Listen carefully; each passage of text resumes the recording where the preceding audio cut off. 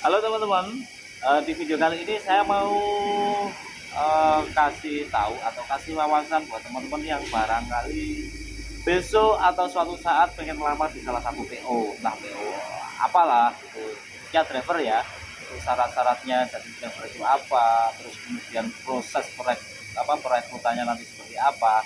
Nanti saya akan kasih tahu bocoran-bocorannya. Karena kemarin itu di efisiensi ya, itu banyak teman-teman yang daftar karena juga kebetulan baru buka loker. Cuman untuk syarat-syaratnya mereka udah lengkap, terus kemudian juga sudah mengikuti interview, tapi di tes jalan mereka gagal. Nanti barangkali teman-teman pengen melamar di PO lain, mungkin video ini bisa jadi buat tambah wawasan biar teman-teman nantinya ada sedikit gambaran-gambaran mengenai apa saja yang harus dipersiapkan terlebih dahulu. Oke, tonton terus videonya sampai selesai.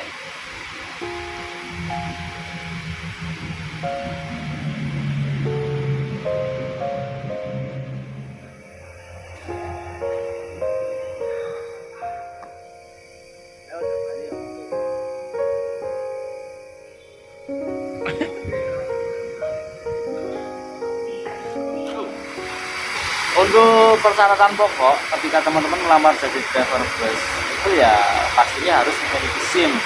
Nah, SIM-nya itu apa? Untuk bis yang di depan ini seperti yang teman-teman lihat, karena sumbunya cuma dua, yang belakang cuma ya seperti ini ya, ini cukup menggunakan SIM B1 umum. Nah, kalau SIM B2 umum itu nanti kalau misalnya kita melamar untuk jadi driver kayak tronton, kayak di STJ atau di Rosalia itu kan ada trontonnya juga toh, itu biasanya harus menggunakan SIM B2 umum. Tapi kalau untuk yang di belakang ini kita cukup pakai SIM B1 umum. Nah, itu syarat pokoknya. Terus kemudian kita juga harus berpengalaman minimal 1 tahun, baik itu pernah mengendarai bus maupun truk. Tapi ada beberapa PO yang menerimanya driver itu adalah driver X dari PO lain. Jadi kayak X driver truk kayak gitu memang nggak susah. Tapi kalau pernah bawa bus itu biasanya lebih mudah. Bukan nggak bisa ya, tapi lebih mudah seperti itu. Kemudian ada juga beberapa PO yang mengharuskan kita mempunyai persyaratan khusus, misalnya harus pakai surat bebas narkoba, terus kemudian juga ada yang nggak boleh bertato, kemudian juga harus menyertakan ke dokter seperti itu. Tapi ada juga yang nggak harus pakai syarat-syarat itu ada. Kemudian ada juga PO yang harus minimal itu usia 28 kayak gitu. Tergantung PO-nya sih teman-teman. Cuman intinya dasarnya seperti itu. Kemudian untuk syarat administrasi kita ya seperti biasa membuat surat lamaran kerja, kemudian ada daftar riwayat hidup, kemudian juga ada faklaring atau surat keterangan pernah kerja.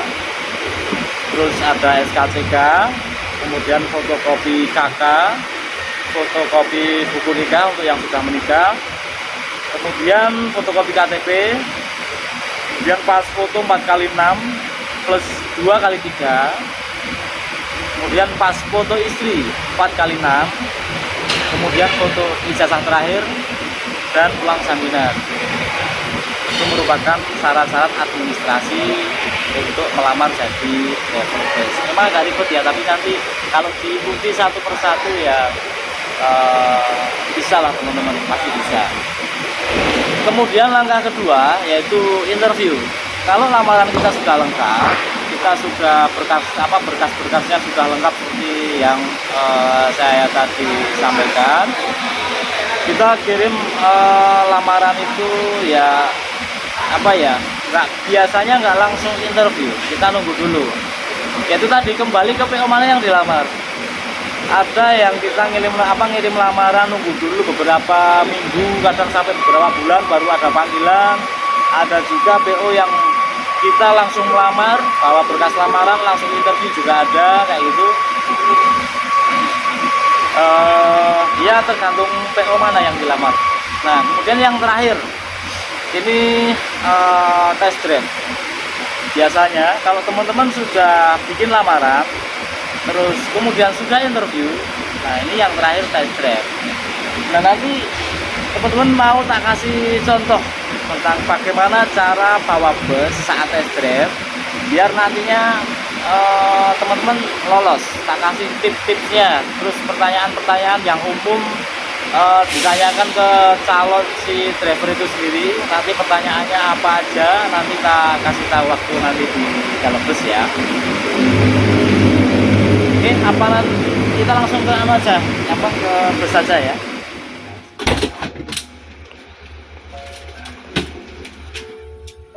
Oke, nah ini kita mau kasih contoh. Saya mau kasih contoh pakai biasa yang umum itu kalau di PO lain itu juga pakai Hino tesnya, pakai Hino RK. Nah, si tester itu ketika kita mau test drive gitu, nanti biasanya sebelum kita jalan buat test drive disuruh menjelaskan untuk tombol-tombol maupun instrumen-instrumen panel yang ada di depan kemudi ini. Misalnya kayak handrem itu di sebelah mana. Nah, nanti seperti yang teman-teman lihat ini adalah handremnya, terus kemudian ini untuk baterai ya, untuk pusat kelistrikan di sini. Kalau ini dimatikan nanti semuanya mati teman-teman. Terus kemudian nanti ditanya teman-teman itu ini ini fungsinya apa, terus nanti lampu-lampu indikator kayak gitu. Nah, ini kan kalau belum dinyalakan untuk baterai ini, saklar ini kan belum kelihatan. Nah, itu nanti juga teman-teman disuruh menjelaskan ini instrumen apa, seperti itu. Kelihatan ya mas? Nah, segitu tombol-tombol instrumennya. Nah, saya akan jelaskan mulai dari yang sebelah sini. Ini adalah ampere kecepatan. Ampere kecepatan. Terus di sebelahnya lagi ada RPM. Nah, ketika kita mau test drive, ini juga merupakan paling penting karena waktu test drive kita diusahakan jangan melebihi di angka 2 seperti itu. Nanti kalau melebihi di angka 2 nanti suara mesinnya terlalu dengung ya. Nanti di belakang kan banyak test drive yang bikin banyak tester juga yang bikin grogi. Itu yang kita bawa itu biasanya orang-orang yang ya tetap grogi lah. Saya tahu sekali teman-teman pasti melamar di PO bus itu juga pasti sudah bisa mengemudi, tapi saya yakin sekali meskipun kita sudah terbiasa bawa bus, sudah lihai, tapi waktu test drive itu rasa grogi tetap ada teman-teman. Nah, ini penting sekali nanti buat teman-teman waktu test drive kalau bisa RPM-nya jangan lebih di atas 2 untuk Hino ini. Kemudian ini untuk suhu mesin. Kemudian yang bawahnya adalah solar, bahan bakar. Di sini ada angin dan di sini ada baterai. Nah, terus untuk lampu indikator, terlihat itu ada 1, 2, 3, 4, 5, 6, 7. Yang sebelah kiri dulu. Yang sebelah kiri itu gambar aki. Artinya kalau lampu aki itu menyala ada trouble di bagian kelistrikan. Kemudian yang 3 ini berhubungan dengan rem ya. Kalau salah satu dari 3 ini nyala berarti kan ada masalah lah. Kalau yang ini parkir, kemudian ini untuk suhu mesin, ini radiator, kemudian ini untuk oli. Nah gitu sih lah. Ya teman-teman pastinya sudah paham lah. Saya yakin. Cuman untuk mengingatkan kembali mengenai apa yang nanti akan ditanyakan oleh si tester itu, saya kasih bocoran-bocorannya. Terus kemudian untuk tombol-tombol di daerah sini itu jarang ditanyakan. Karena apa? Biasanya kan beda karoseri juga beda, apalagi kayak yang ini aja ini udah modif, sudah nggak sesuai yang ada di gambar sini ya gitu. Kalau yang di bagian sini ya seperti biasa steering wheelnya ini untuk apa, wiper, terus di sini ada tombol-tombol lampu utama, persnelingnya sini. Oke, inilah nanti kita saya kasih contoh cara bawanya, cara kita mengatur setirnya, kita atur senyaman mungkin. Kalau pas mau test drive kita boleh buat ngatur setirnya, tempat duduknya dibuat senyaman mungkin biar kita nggak begitu kagok cara bawanya. Ini anginnya masih kosong, kasih dulu, nanti kalau udah anginnya udah naik baru kita buat muter di garasi, kasih tahu ke teman-teman. Ini untuk angin ya, ini nggak boleh kita jalan ketika anginnya belum terisi. Nanti untuk rem kopling nanti belum berfungsi ya, karena kita sistemnya pakai angin. Kalau ini belum sampai di atas merah, nanti belum bisa berfungsi normal. Terus AC-nya ada di sini. Kapan kita menyalakan AC? Ketika mesinnya sudah nyala dulu. Terus kapan kita mematikan AC? Ya sebelum mesin dimatikan kita matikan AC-nya dulu. Kayak gitu. Oke, sebelum saya kasih contoh jalan, kita nunggu anginnya terisi penuh dulu. Seperti itu.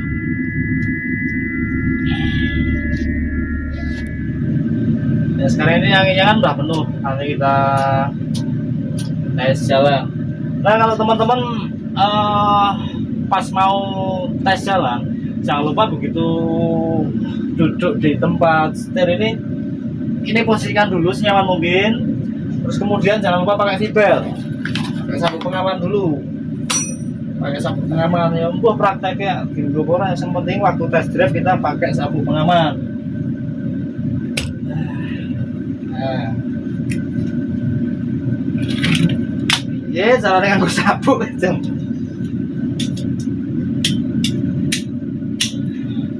Pakai sabuk pengaman, udah.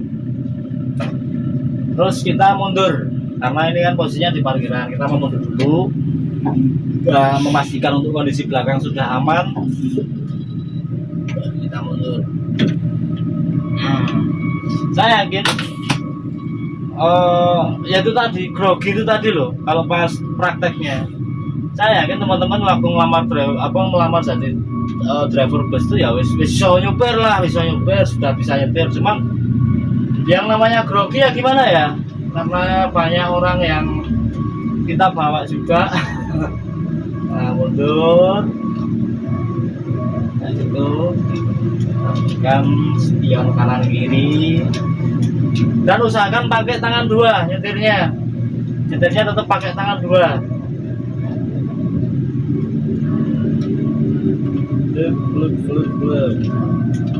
Pakai tangan dua.